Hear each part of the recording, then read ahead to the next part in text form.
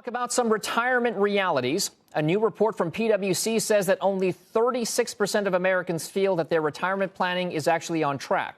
And what's worse, a quarter of adults have no retirement savings at all. Zero.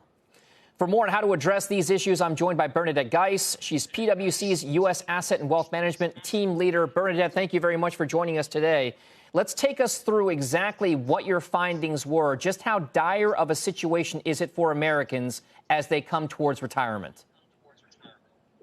Yeah, we've done the studies, and it is getting to be a crisis in this country. We have roughly 45 million Americans that are going to retire in the next 10 years, and the median savings is $120,000, which would equate to $1,000 a month over a 15-year period. So with life expectancies being well beyond 15 years and the rising costs of healthcare and other retirement needs, $1,000 a month simply isn't going to be sufficient. All right. So Bernadette, we know that there are different costs of living in certain places around the country. But is there a general rule of thumb as to just how much a person, a couple, a family needs to have saved for retirement to make sure that they don't outlive their savings?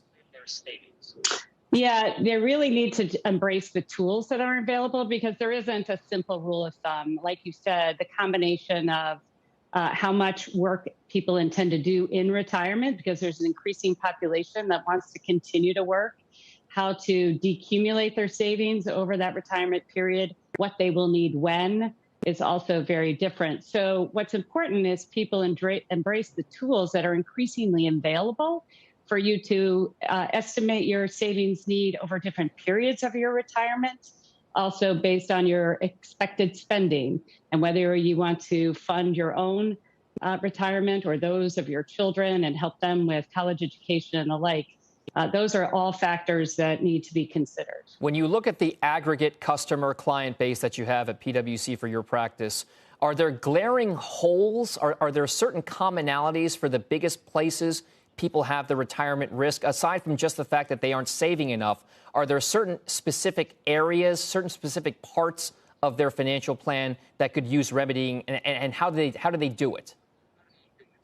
Yeah, it's sort of a set it, forget it. The good news is people are mandatorily opting in to 401k plans when they have access to them, but they're often not evaluating their investment options over different periods of time.